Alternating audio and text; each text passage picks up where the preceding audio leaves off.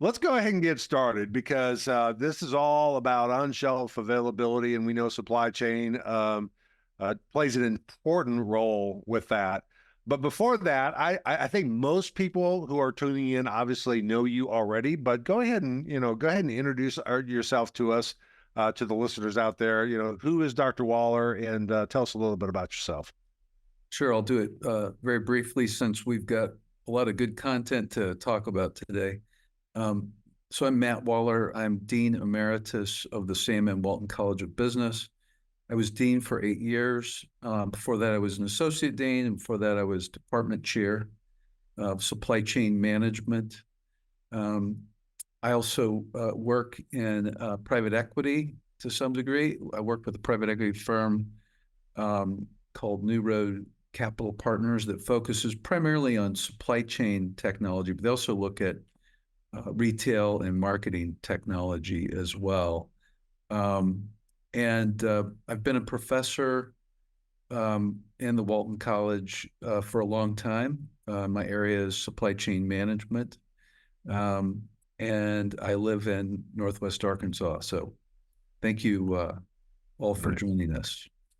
Awesome. Well, here's the first question that I think people would love to know. You just finished a very impressive run as the dean of the University of Arkansas Sam Walton Business School. So thank you for your service in that. We know that's a very different role than you've had before, and probably you'll have in the future. But maybe give us a little bit of experience. A look under the covers a little. What was that experience like? What did you really enjoy about it?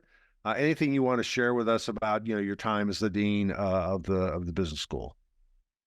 Yeah, we during my 8 years as dean, I loved it. I loved working with the students, the faculty, the staff, the alumni, administrators from other colleges, the state of Arkansas, businesses in Arkansas. It was a wonderful time. And one thing I did that I'll share that is a little unusual.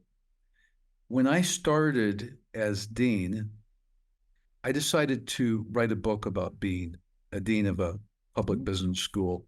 And part of the reason I did it was because when I became dean, I wasn't expecting to become dean, for one thing. And we had our current dean at the time had an offer to go back to his alma mater as dean there. And all of a sudden, I needed to be interim dean, and I really didn't know how to do it. There was no handbook or anything like that. But I wrote a book, and I want to mention it just because, most people listening to this wouldn't want to read it. It's called Dean's List, Leading a Modern Business School. But the reason I wrote it is kind of interesting. I thought if I write it, one, it'll help whoever follows me.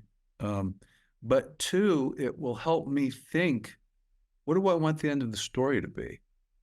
So writing, if I were ever to take another leadership position like this, I would write another book because it forces you to think strategically. Where do I want to go? How am I going to get there? It also forced me to, I went around as a new dean. I talked to other deans and said, who are the best business school deans in the country? And it's not always correlated to the best school necessarily. Who've been able to really lead these business schools to greater heights. Anyway, and so then I interviewed them and really enjoyed learning from them and implementing some of the things I learned.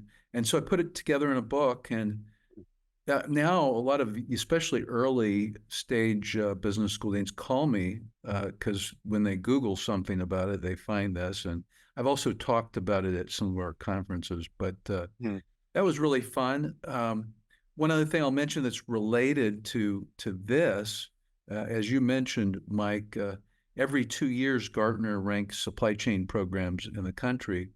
And I started the Department of Supply Chain Management in 2011. We didn't actually have a department. And in 2020, we got our first ranking of #1 by Gartner. And Gartner is probably better than a lot of the rankings because they actually look at details like the curriculum, all kinds of other things. It's not just a beauty contest, if you will, like U.S. News and World Report. So we got that. They do it every 2 years. We got it 2 years, two segments in a row, 20 and 2022. Our master's, our graduate program in supply chain is ranked number 2 by Gartner. We're trying to get that up to number 1. Mm-hmm. But at any rate, yeah, being dean was a great experience, and but I'm glad to be Dean Emeritus now. Very good.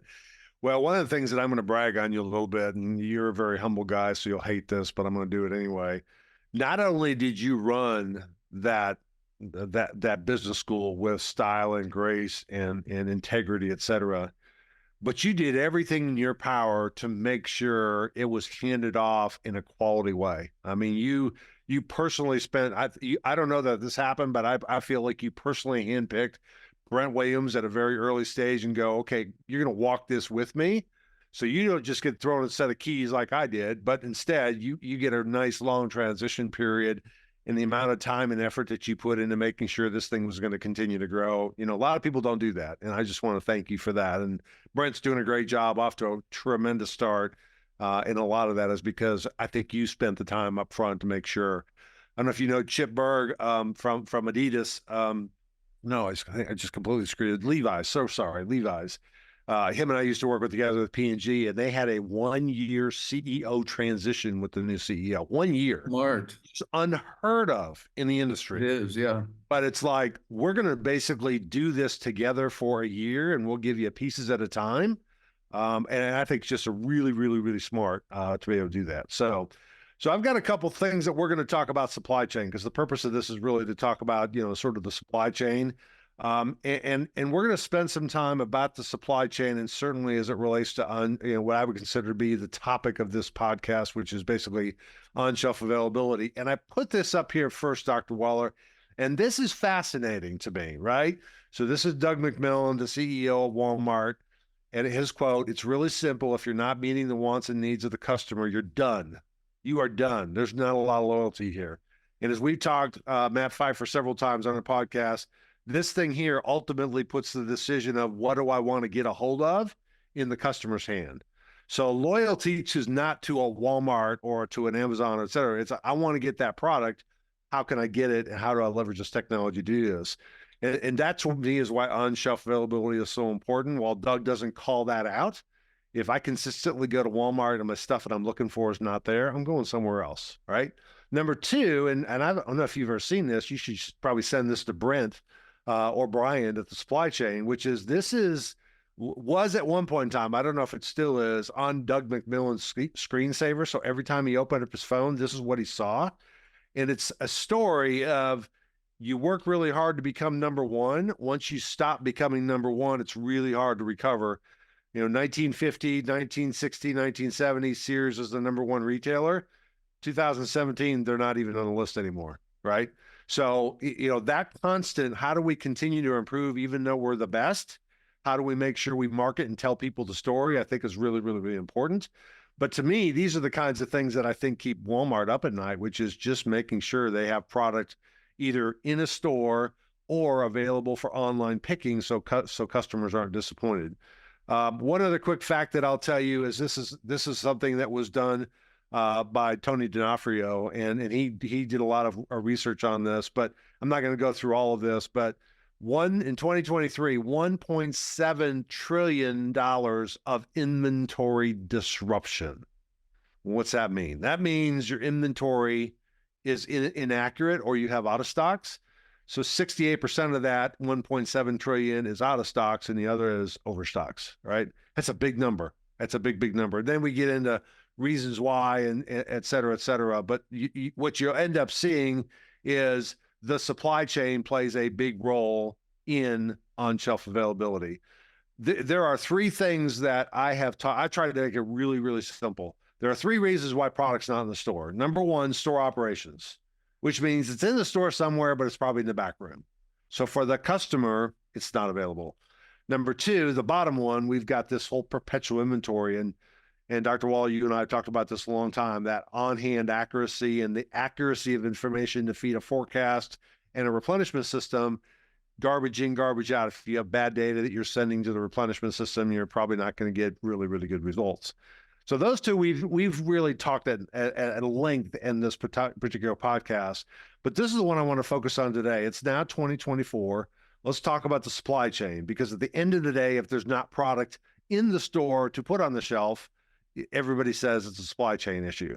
What really started this, to some degree, were consumer reactions that were odd, like, hoarding toilet paper and things like that. But the bigger issue in the supply chain really came from the stimulus of the government.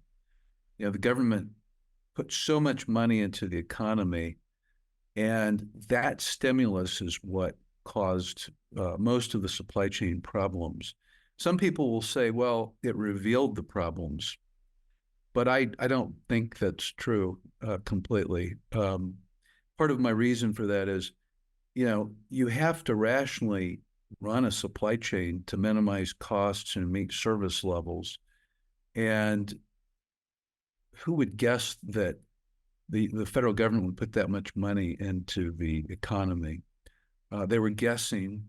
And at the same time, the interest rates were really low. And so we do still have problems. A lot of times when we talk about, there were a lot of stockouts during that time frame, but there were also a lot of excess inventory as well, right?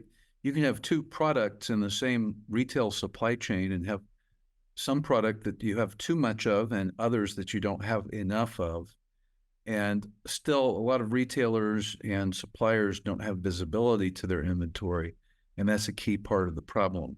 The other thing I would say is there's two effects that I wanted to mention. And one is that, everyone hears about the bullwhip effect, and that was brought up. I don't think it was the biggest problem for what happened during the pandemic. And the pandemic didn't cause the problems in the supply chain. The stimulus is what caused most of the problems. But in any case, people, just to clarify, bullwhip was present and it was part of the problem, but there's another concept I'll mention people may not be aware of. But the bullwhip effect, which does have a lot of,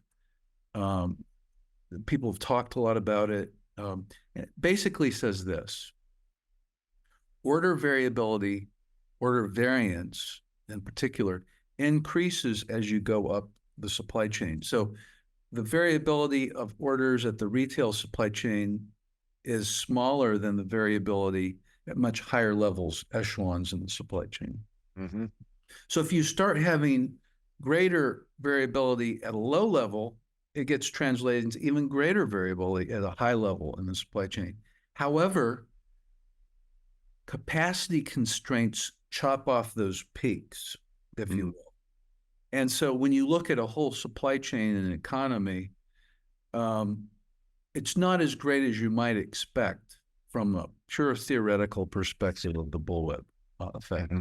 What was a bigger cause of some of the problems is something called the inventory acceleration phenomena. And that is, and it's a real simple idea, when demand is real level, it can be uncertain, but you know what the average is over time. You can forecast it really well.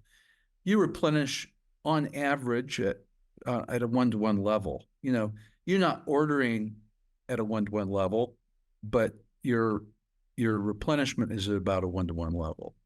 You may be ordering case packs instead of eaches, but it's still a one-to-one kind of an idea. But when demand starts increasing, replenishment gets notched up to more than a one-to-one level, right? You have to be able to have enough safety stock and to take advantage of economies of scale in transportation. So, if you're ordering at greater than a one-to-one level, the next echelon above you, the distribution center, is going to do the same thing, and it's going to order at another greater than one-to-one level. Mm-hmm. And that will keep happening as you go up the supply chain. So the orders start getting amplified, and people aren't aware of necessarily how much they're being amplified and what the implications are if demand decreases. So when demand decreases, the inventory accelerator phenomena would say that instead of ordering a one-to-one level, you go to less than one-to-one level. That happens through the whole supply chain as well. So that can also result in stockouts. But both of those things did have a part to play in it. Capacity constraints had a part to play. And then on the demand side, people were, not just people, but even organizations were over ordering so that they would have enough inventory, maybe more than their competitors. So if it's 2018 right now, and we know 2020 is coming, what could we have done to minimize? We're going to have out of stocks, right? We with all this years of just-in-time inventories and trying to drive down inventory levels of various stock. The pandemic created demand both through incentives that you said, as well as people just hoarding, cleaning for supplies, et cetera. What could we have done other than maybe not provide an incentive to drive demand up, which probably compounded the problem? What could we have done if that happens again? I hope not, but if it happens again in 2026, how do we prevent what we saw in 2020 happening? Are we any smarter than we were before? In some ways, I think we are smarter in the sense that, for example, on the transportation side, I think at the store level, I'm not sure. I still think there's a lack of visibility throughout the supply chain. At the retail level, across retail. Some retailers have a lot more visibility than others, but Yep. You need visibility. You need to know what's going on to be able to respond to it, obviously. You don't want to respond after everything's out of stock, Right. But I think that, some things that are better is that we have, because more shoppers are using things like buy online, pick up at store, buy online delivery, buy online in home, et cetera, you're getting more visibility to consumer behavior. Right. So I think that will help. In the transportation area, there are platforms. For example, if you look at truckload transportation, there's platforms out there now like that.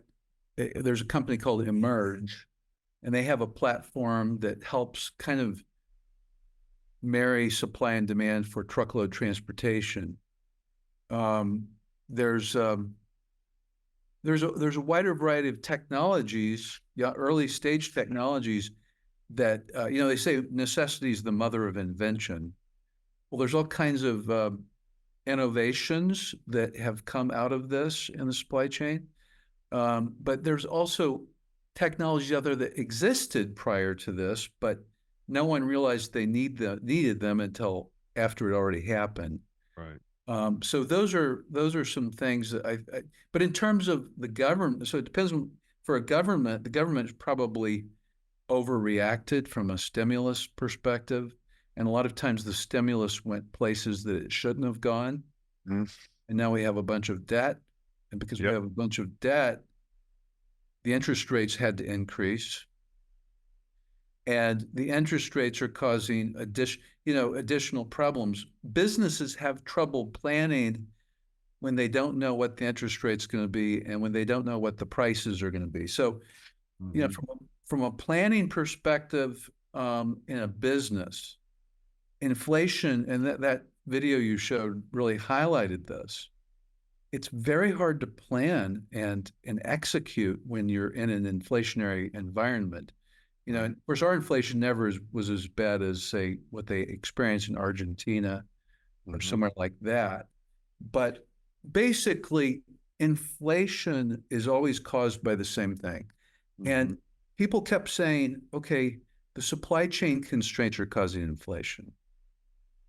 A lot of the empirical research is not showing that. Inflation is caused by government spending, printing money. That is what causes inflation. And in this case, so the government spending caused stockouts, which caused supply chain problems, which caused inflation. So you had a double whammy from an inflation perspective.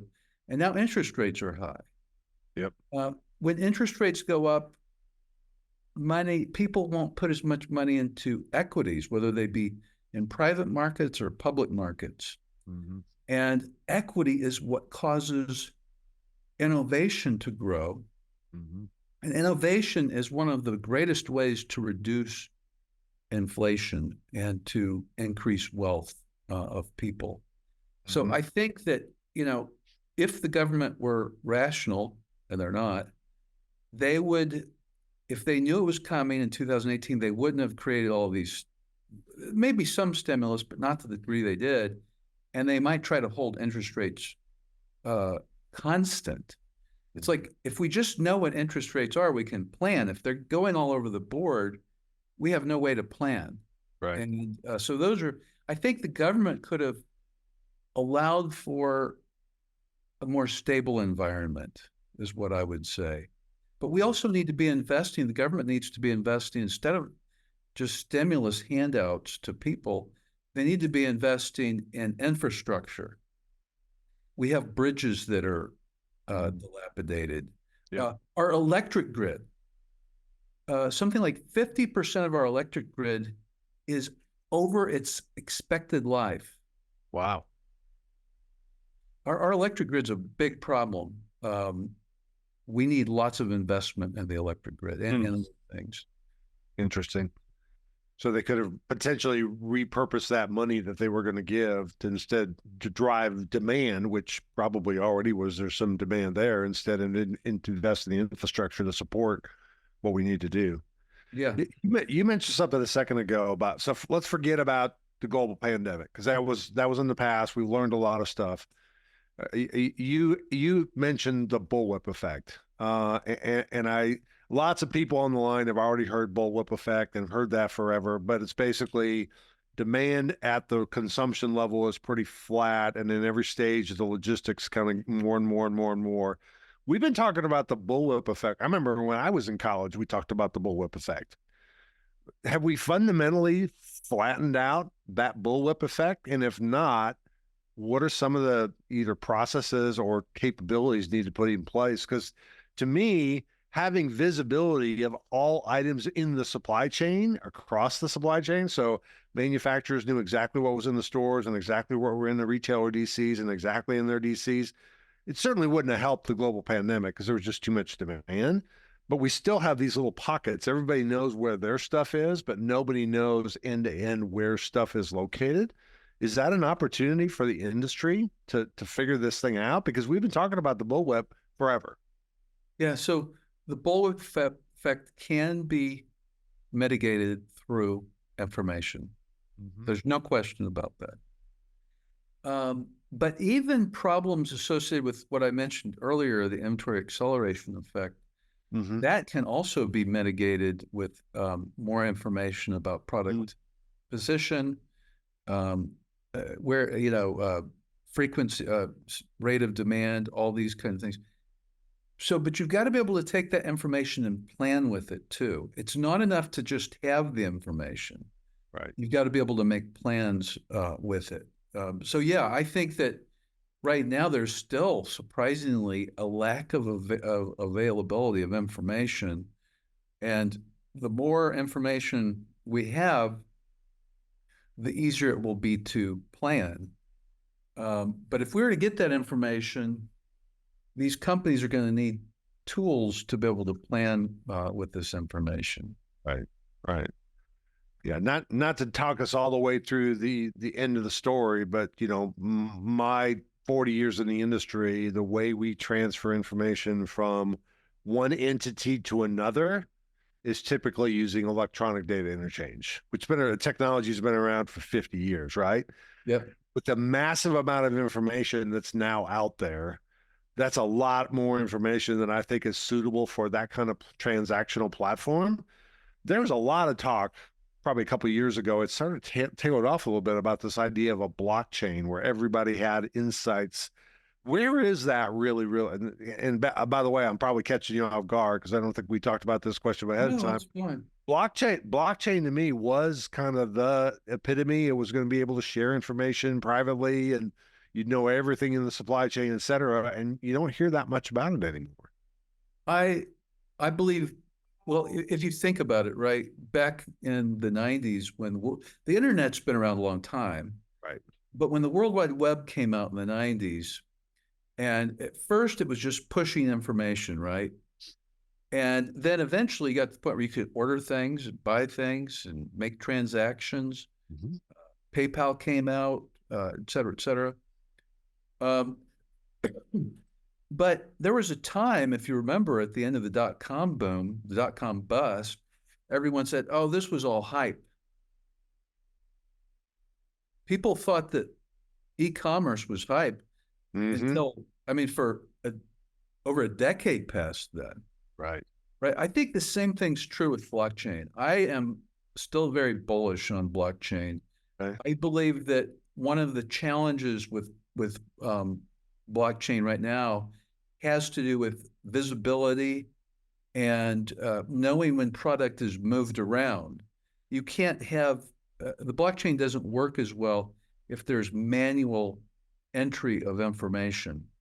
Mm-hmm. So if you're using technologies like RFID as an example, and more broadly in the supply chain, where movement can be captured immediately, then smart contracts can be written based on that movement and executed. I still think this is coming. Yeah. This will happen.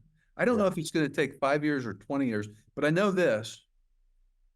All technology implementation is increasing. And what I mean by that is what used to take 30 years to be introduced has continued to decrease in time. Right. But I'm still very bullish on blockchain. Okay. Well, and I think the other thing that's coming along, and I don't want to derail this conversation, but I know I've talked this on a podcast with GS1 as well as with Myron Burke, last month. The whole idea of serialized data. So I've got, two pins. They both have the same UPC, but this one's serial number 1 and this one's serial number 2. It's foundational in RFID. That gives me the ability to know this one sold and this one did not sell. It's just really, really, really powerful. It has all kinds of asset protection use cases as well. What did I receive versus what did I pay for? Because I can literally identify each one of these uniquely. I think as I've talked to people like that, Justin Patton from Auburn and Dr. Hargrave from the University of Memphis, we still struggle with most legacy systems inside of retail and manufacturer is still UPC quantity. So how do you get down to that next level? That's going to be the big challenge. And blockchain may be an example of that. EPCIS, which is an RFID data sharing platform, may be it. We're going to have to figure this out because it feels like we're still running into the same problems over and over again. And I do know that, when we did the Auburn study, the CHIP project, if you will, multiple billions of dollars of claims and shrinkages and, counterfeit product, it's still a problem out there in the industry, and we still haven't figured out a way to solve that. We really need some industry leadership to kind of help figure out what that future looks like for sure. So good. If you're still bullish on blockchain, because just personally, it was a whole bunch of excitement a couple of years ago, and now it's kind of fittered away. So hopefully people are still looking at that because I think it's a real mechanism. Warren Buffett, is one of his famous quotes is, "When everyone's greedy, be cautious. When everyone's cautious, be greedy." Ooh. Good. I think that's true right now with blockchain technologies. Interesting. And with RFID and other kinds of technologies. Internet of Things. Yeah. Yeah.